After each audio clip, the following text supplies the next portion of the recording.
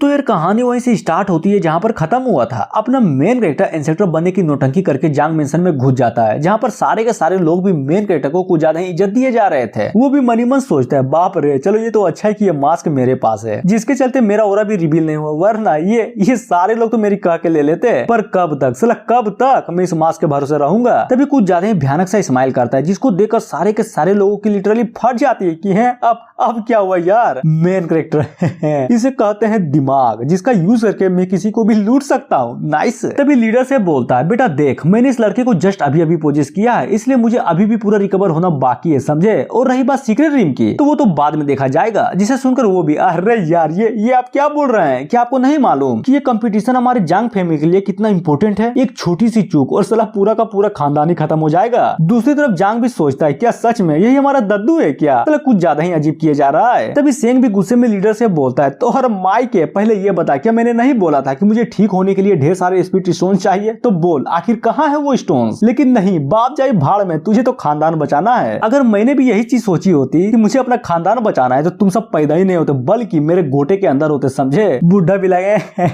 अरे यार माफ कर दो मैं भूल गया था, बस अभी रेडी करके देता हूँ। और गुस्से में एल्डर से बोलता है एल्डर तेरी माँ का सुना नहीं क्या, मेरा बाप क्या चाहता है तो जल्दी कर उसे ला कर दो। वो भी यस बोलकर निकलने वाला था, तभी जांग भी उसको रोक देता है कि अबे बुढ़ाऊ कहाँ चले। और मेन कैरेक्टर से गुस्से में बोलता है साले कमीने कहीं के, तू मेरा दादू नहीं हो सकता, मैं तब से देख रहा हूँ अच्छी नौटंकी किए जा रहा है तू। फिर अपने बाप से बोलता है यार क्या आप लोग भी पागल हो गए हैं क्या, पिछली बार तो दादू ने सेट्स नहीं मांगे थे तो फिर आज क्यों, गड़बड़ कुछ तो गड़बड़ इस लड़के में। जिसको सुनकर उसका बाप बोलता है आखिर मतलब क्या है तुम्हारा। दूसरी तरफ अपना पोल खुलता देख मेन कैरेक्टर भी लिटरली डर जाता है कि बाप रे ये क्या हो रहा है, अगर ऐसा ही चलता रहा तो मैं रंगे हाथों धरा जाऊंगा। लेकिन इंस्पेक्टर तो पूरा खुश कि चलो यार कोई तो है, लिटरली कोई तो साला इस खानदान में दिमाग वाला निकला। मेन कैरेक्टर भी मनी मन सोचे जा रहा था बस बहुत हुआ ये सब, अगर ऐसा ही चलता रहा तो समझो मेरा खेल खत्म, मुझे कुछ तो करना पड़ेगा। तभी जांग को लात मारकर उड़ा देता है कि साले तेरी माँ का तुम्हारी हिम्मत कैसे हुई अपने बाप के बाप से सवाल जवाब करने की। हाँ, जिसको देखकर इंस्पेक्टर भी पूरा हिल जाता है कि अरे यार नहीं मेरा चालाक पोता। दूसरी तरफ एल्डर भी बाप से बोलता है आई मीन लीडर से, बाप रे आप देख रहे हैं ना इंस्पेक्टर तो लिटरली कुछ ज्यादा ही गुस्से में लग रहे हैं। बाप बोलता है बात तो है लेकिन तुम नहीं समझे, इसको कहते हैं स्टाइल। मेरे बाप का स्टाइल क्या तुम्हें पता है, जब मैं भी बच्चा था तब मुझे भी ये लात मारकर उड़ा देते थे। अब समझ में आया बीसी ये बाप का प्यार नहीं तो और क्या है।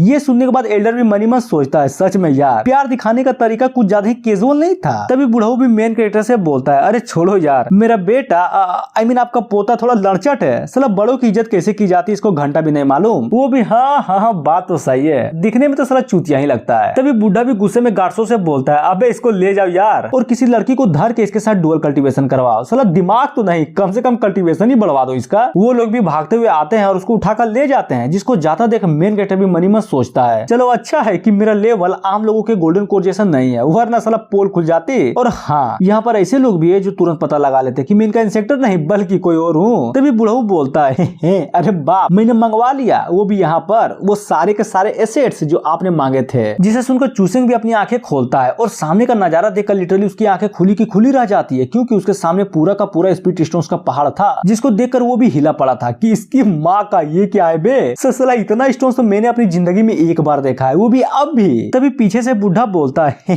अरे मुझे माफ कर दीजिएगा, फिलहाल के लिए इतना ही जुगाड़ कर पाए हैं, पर चिंता मत करिए बाकी का बाद में आ जाएगा। लेकिन मेन कैरेक्टर तो स्टोन्स को देखकर पूरा खुश था और सोचे जा रहा था मुझे सच में विश्वास नहीं हो रहा कि इसका खानदान तो साला कुछ ज्यादा ही रईस निकला। वाओ चलो अच्छा है, अब इस स्टोन्स के जरिए मैं उस एंशिएंट सोल बैनर को यूज कर पाऊंगा। अरे नहीं समझे, वही चड्डी वाला झंडा। तभी उस झंडे को निकाल कर बुढ़ऊ और एल्डर की ओर देखकर कुछ ज्यादा ही क्रीपी वे में हंसे जा रहा था।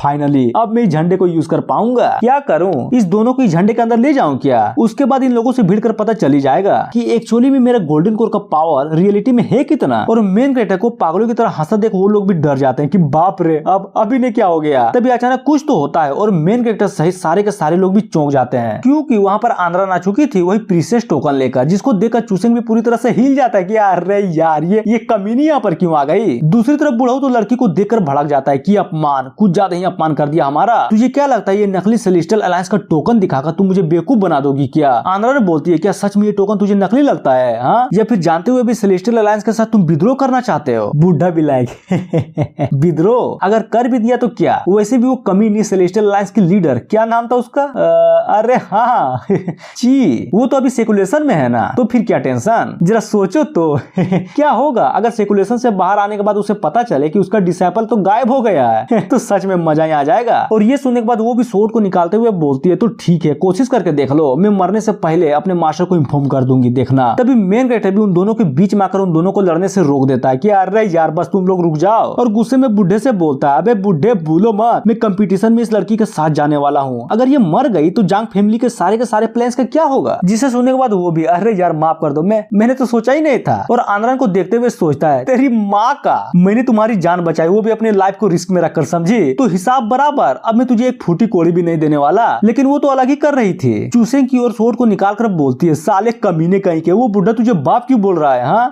कहीं तुम्हारे बॉडी पर किसी और ने कब्जे तो नहीं कर लिया ना। जिसे सुनकर मेन कैरेक्टर का रिएक्शन पूरा कंफ्यूज था और मनी मन चिल्लाते हुए बोलता, अरे यार ये कमीनी की बच्ची क्या करे जा रही है, अपने तो जाएगी और साली मुझे भी ले जाएगी। सही कहा था किसी ने, साला लड़की के चक्कर में पूरा का पूरा साम्राज्य भीतर मिल जाता है। मैं तो एक छोटा सा मेन कैरेक्टर हूँ, मुझे तो ले डूबेगी ये। और ये सारा माहौल को देखकर बुढ़ा भी चूसेंग के कानों में आकर बोलता है, अरे बाप, लगता है ये लड़की तो पहचान लिया, अब हम लोग क्या करें। मेन कैरेक्टर, चिंता मत करो, मेरे पास एक प्लान है। और आंद्रन को आंखें मारते हुए बोलता है, लड़की सुन, अगर तुम्हें जिंदा रहना है तो मेरा पपेट बन जा, समझे, स्पीड स्टोन्स देख, दोबारा मौका नहीं मिलेगा। बाप रे, यहाँ पर तो कुछ ज्यादा स्टोन्स है, आखिरी बार बोल रहा हूँ, समझ रही हो ना। अब बे यार, अब आप तो समझ जाए यार। और अपने मेन कैरेक्टर का रिएक्शन देखकर वो भी सोचती है, आखिर इसका मतलब क्या है, जिस तरह से वो बातें कर रहा है, कहीं ये। तभी अपना मेन कैरेक्टर अचानक से उसके सर को छूते हुए बोलता है, ये ले कमीनी, मेरा सोल बर्निंग ब्लैक फ्लेम। और ये देखकर एल्डर बोलता है, ये कौन सी तकनीक थी। बुढ़ा भी लाइक, आई डोंट नो। तभी अपना हीरो आंद्रन से बोलता है, अबे कमीनी, सुन रही हो ना, चल चल जल्दी कर और कोऑपरेट कर, फिर मिलेगा माल। वो देख, अपने पीछे देख। और इतने सारे स्टोन्स को देखकर वो भी चौंक जाती है कि बाप रे,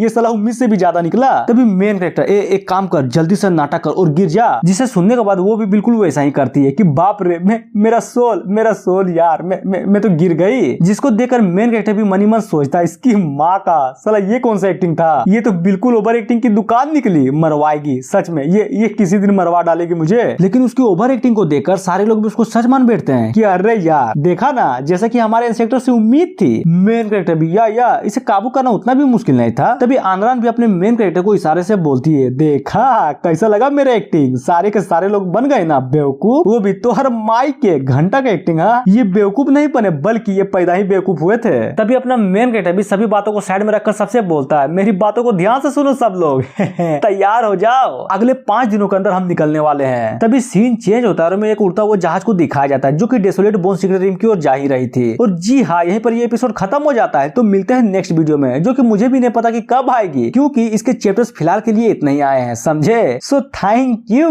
अब मिलते हैं नेक्स्ट वीडियो में।